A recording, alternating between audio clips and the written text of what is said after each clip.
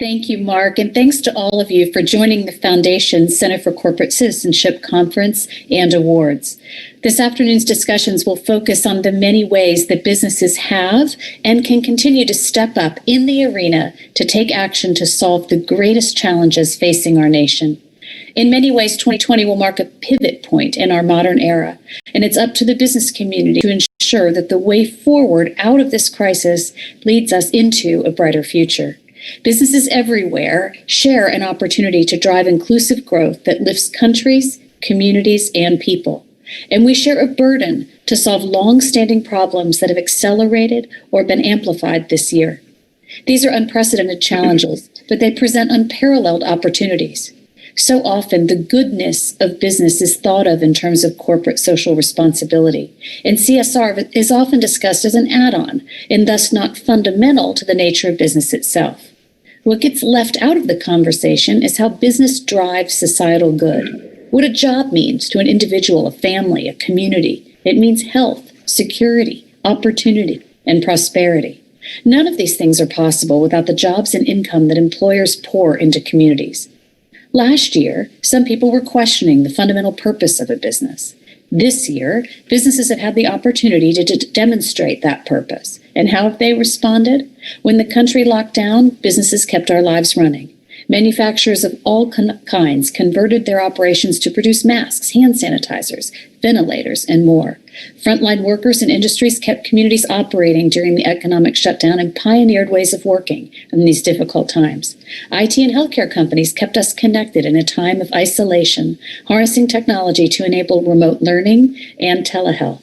And pharmaceutical companies are unified in their efforts to develop and deliver therapeutics and cures in a whole-of-industry effort, the likes of which we've never before seen. The pandemic has been a stark reminder of the fundamental contributions and innovations of business, and business across the country and across our economy are showing they can do well by doing good. I'm delighted to be joined today by a visionary business leader whose insights help shape our country's response to this crisis and will define our future beyond it. Larry Fink is Chairman and Chief Executive Officer of BlackRock. Larry and 7 partners founded BlackRock in 1988, and under his leadership, the firm has grown into a global leader in investment and technology solutions.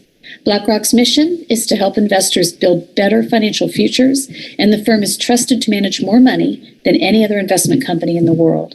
Larry, thank you so much for joining us today. It's great to be here, Suzanne. So, we've certainly been talking a lot about the events of 2020 and how unprecedented they've been, and how the world was largely unprepared for such a crisis and this kind of level of change. But I'm curious how you've seen the business community step up, what's worked, what hasn't, and what more could business be doing?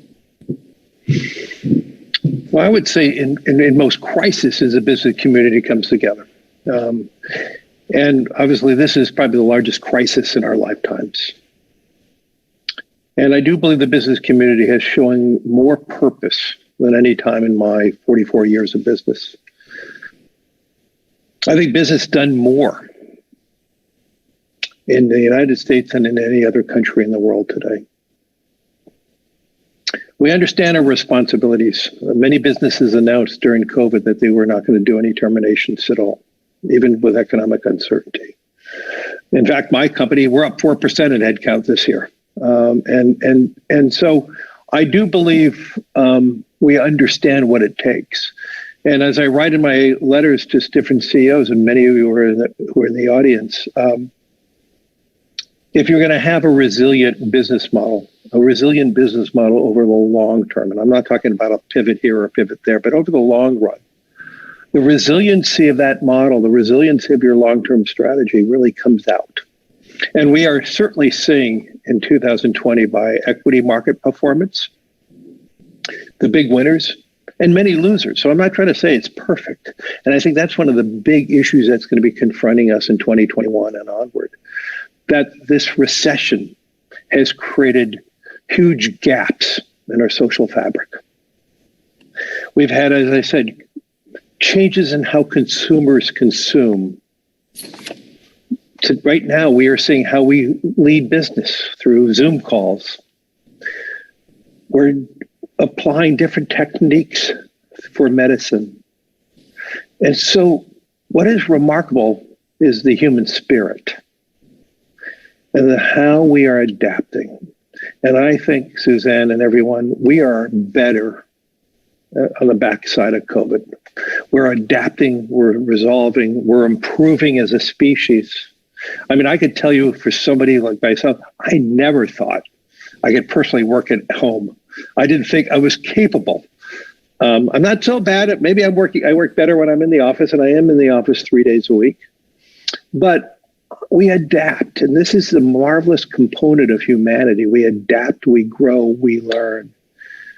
But as I said, this great recession that we're living in because of the pandemic creates this unevenness. And this is what we're going to have to be focusing post-COVID. And these are some of the things that we're going to all have to work together and come together as a country.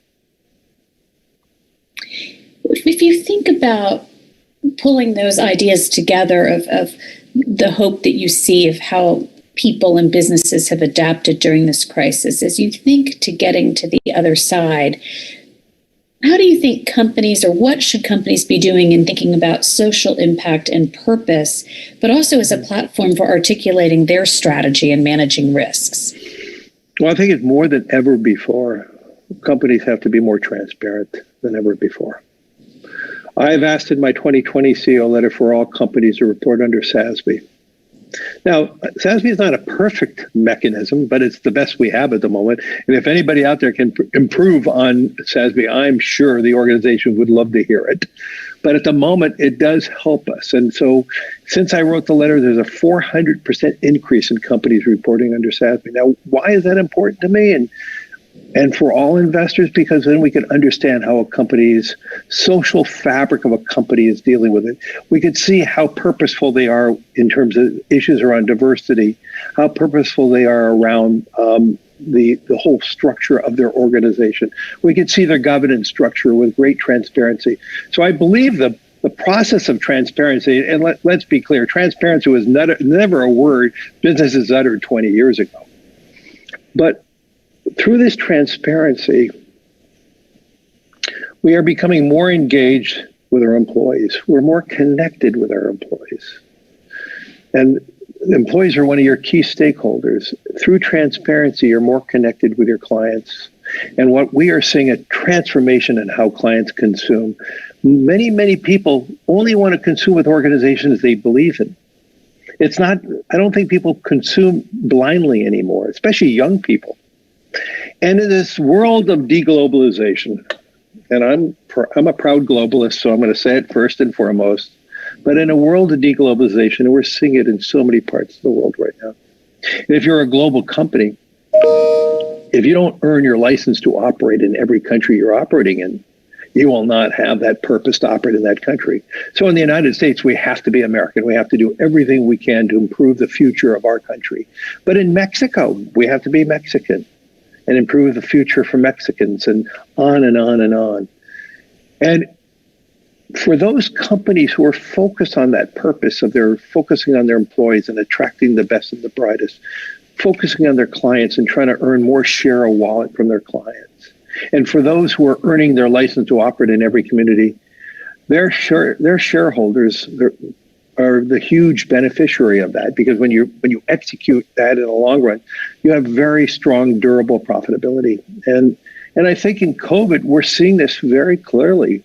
We're seeing the best companies who are able to perform in an industry where they could continue to work remotely, because there are some industries that are severely impacted by COVID, and it's hard to measure how successful those companies in those industries. But for many of the companies and industries, how we adapt, how we change, how we are trying to connect with our clients, we're proving our purpose more than ever before. And I do believe COVID is only going to accelerate our clients, our employees' desire for a stronger, more articulated business purpose. I have a follow-up I want to ask you about that. But first, let's bring in our first audience question. Mm-hmm. Good afternoon, Mr. Fink. My name is Melissa Partridge, and I manage corporate and foundation relations for Babson College. As you may know, Babson College prepares and empowers entrepreneurial leaders who create sustainable economic and social value everywhere. We use your quotes regarding the inextricable link between profit and purpose to drive a new mindset in business. We thank you for your leadership. At our school, we strive to shape leaders to create economic and social value simultaneously. But do you believe corporate leaders know how to actually act on moving from a shareholder to a stakeholder model? How do you suggest they start? And how can educators like us best work with industry to achieve this mindset? Well, what a wonderful question. So I don't think all CEOs and boards do understand this yet. And this is a mission. This is a long process. And I am so proud of how many businesses that are moving forward very quickly. And I write about long term, and you framed the question appropriately about the long term. We're not going to ask for miracles by any one company. Companies have to move forward. And I do believe the best companies are moving forward, and they're showing how they are more purposeful in their community. They're showing how they are more purposeful with their employees, and that then drives more client activity. And through that, you are building more durable profitability. And what I would also say, we are seeing a huge divergence in companies in the same industry, while having the leaders in the industry having a much higher PE than other companies in the same industry. I mean, I've never seen such a broad divergence of PEs. We're talking 20, 30, 40% divergence of companies in the same industry. And if you could look underneath each of those companies and see what is the reasoning for that divergence, the best companies are companies that are heavily engaged in their corporate purpose, driving their employees, driving their clients, and then earning that license to operate in all the communities. And you're seeing that through the profitability. And I believe this is becoming more and more real. I've had dozens of phone calls, Zoom calls with boards of directors. Before COVID, I had many, many annual meetings with many, many boards in person. And boards are more and more interested in how to drive this. They are more interested. As I said, this is not going to happen overnight, and I never expected this to happen overnight. But I truly believe we as a business community, we're improving, we're getting better. I believe more and more businesses understand the concept of inclusive capitalism, that we have to build capitalism for more. And that's being driven by the best voices. And the last thing I would say related to leadership,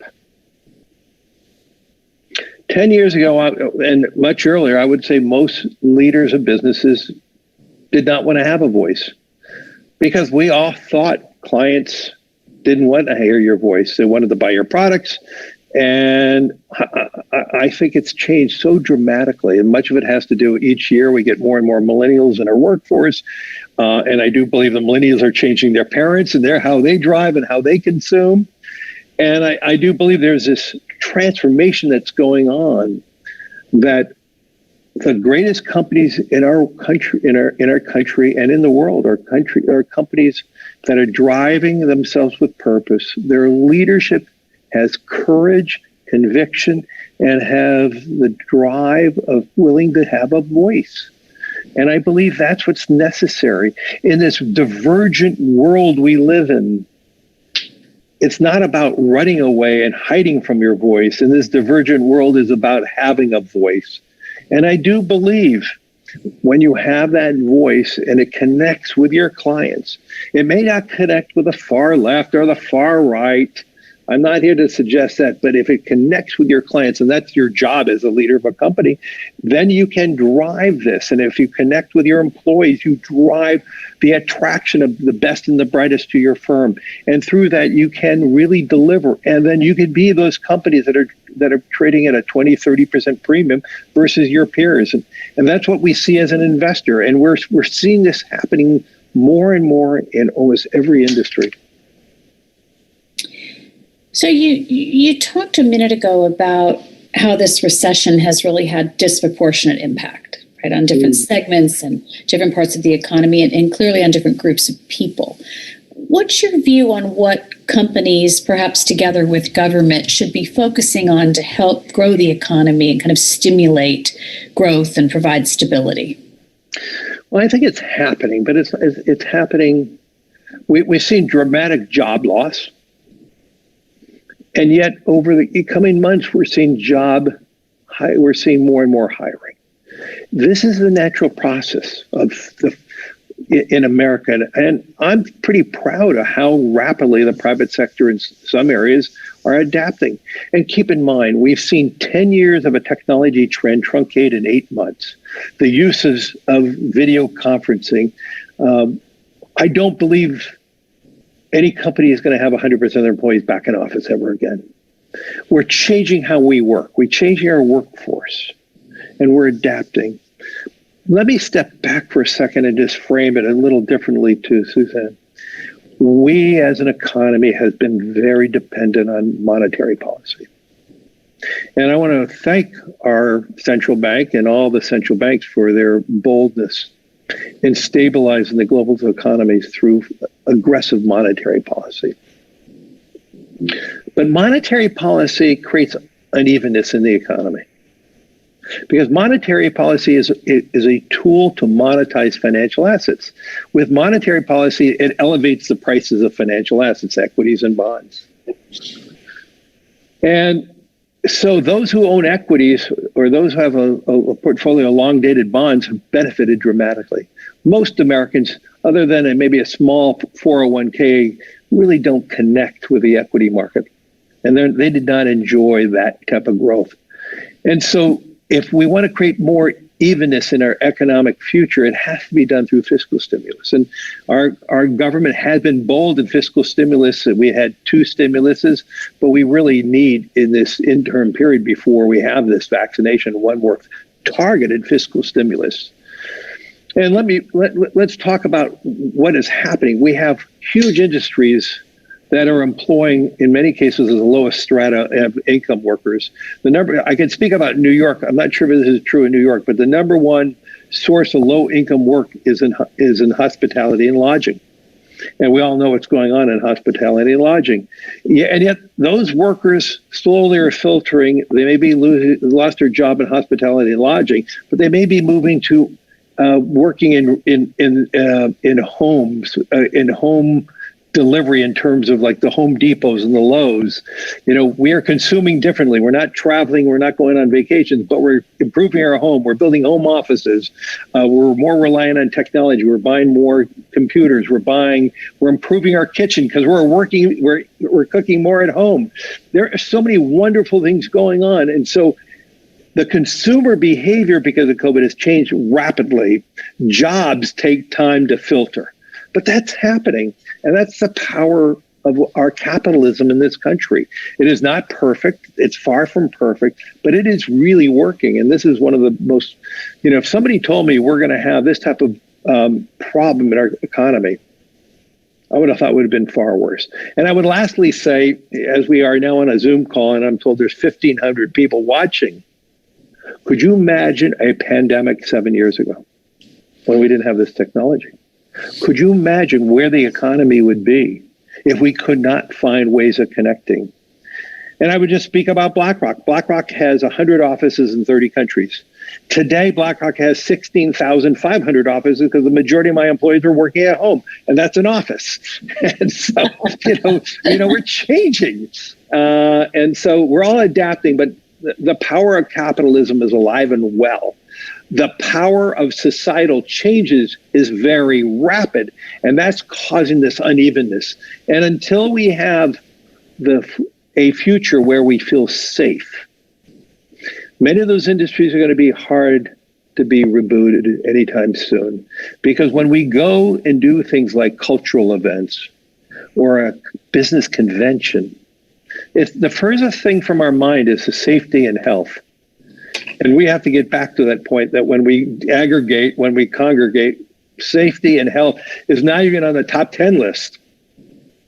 And so even if we have this vaccination that seems to be, going to be coming in the next quarter or so, we still are not going to understand how long the antibodies work in a body. And so we still don't have that safety yet. And until we know that, I still think it's going to be slower for some components of our economy to change. But I would say, Suzanne, our behaviors have changed in many ways. And it may be for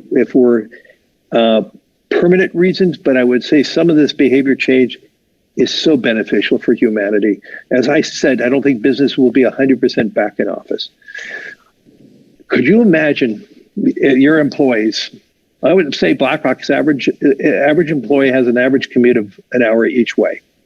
Maybe it's 45 minutes, depending on the place. Could you imagine those employees that have found 2 hours of their day? That is a dream. That is a blessing. And so this is what I'm saying. We are adapting, we're growing, and we're going to have many blessings out of this.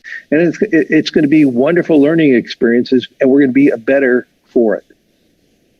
Well, from your lips to God's ears. Let's bring in the next audience question, if we might. Hi, my name is Emily Yu, and I'm with the de Beaumont Foundation out of Bethesda, Maryland. So my question has to do with the connection and interdependence of business and community health. Peter Drucker once said, "A healthy business can't exist in a sick society." The pandemic has shown us what happens when we as a nation underinvest in public health, things like education and employment opportunities, access to transportation and healthy housing and the like. So moving forward, how can business invest in not only employee health, but community health as well, to ensure the prosperity of not only the private sector, but also the communities with which they are connected to? Thank you. Well, I would say very clearly, this is not a question just for public companies. This has to be a question for all private companies too. And every leader of every company, public and private, has to ask themselves, are they doing everything they can for their employees? I would say one of the great transformations in healthcare, and I am the co-chair of a major medical center in New York City, one of the great blessings that we're learning from COVID, we're delivering healthcare differently. We're delivering healthcare via Zoom calls or WebEx or whatever mechanism we're doing it. So we're creating quicker, deeper connection between doctor and patient. And that is going to lower the cost of healthcare. Now, related to the community needs, each business has to earn their license to operate in their community, whether the community is a suburb or a rural area or a community in a city. And we have to play a role to help improve our citizens where we operate and where we work. The first commitment, though, that we all have, and I don't believe all companies are as committed, we have to find ways of helping improve the quality of healthcare for our employees. And this is one of the reasons, getting back to purposeful companies, if you are not working with your employees and helping your employees feel safe, especially in a COVID world, if you're not working with your employees to help them, give them as much access and information on healthcare, if you're not advancing different technologies like virtual healthcare components, companies are not doing enough. I would love that we have a world in front of us that all companies, small and large, public and private, are all trying to drive more and more of the healthcare needs of their employees. That's what we need to be doing. And if we could all do that, we would actually have less dependencies on our public sector in terms of what they are doing. Our public sector is going to be very, very challenged. Let's be clear, especially in cities where COVID, especially in cities that still are trying to make sure that health and safety is good in their public transportation. And so I don't think there's things that we could be doing in our community as much as making sure we're doing everything we can for all our employees. And for the large companies, we're making sure that all our suppliers are doing whatever they can do. And this is going to be a very important component of how we are leading and leading with purpose, making sure that we are trying to drive more inclusiveness, inclusive in capitalism, but more inclusiveness in healthcare. Thank you for that. I know we only have a few more minutes, so I want to bring in the final audience question, if we could. Michael Jacobson, the president and CEO of the Greater Arlington, Texas Chamber of Commerce. Larry, COVID-19 has challenged us all. The U.S. Chamber and chambers across the nation are here to support the business community during this unpredictable time. What advice would you have for businesses that may be struggling themselves to keep their focus on a greater purpose? Oh gosh, that's a really hard question for those companies that are just trying to stay afloat. Those businesses that are in the aggregation of humans, whether it's a convention center or that small business, restaurant that's across the street from a convention center, and or everything that is connected to culture and museums, and the most important thing is that you're thinking long term. We are, and this is one of the huge blessings of humanity, we're finding solutions very rapidly for COVID. I mean, the announcements in the last week of a 95% success ratio in providing antibodies for COVID is an extraordinary achievement, maybe the most important achievement we've ever incurred in our lifetime medically. As we know, we have a seasonal flu vaccination. At best, it's 40 to 60% successful.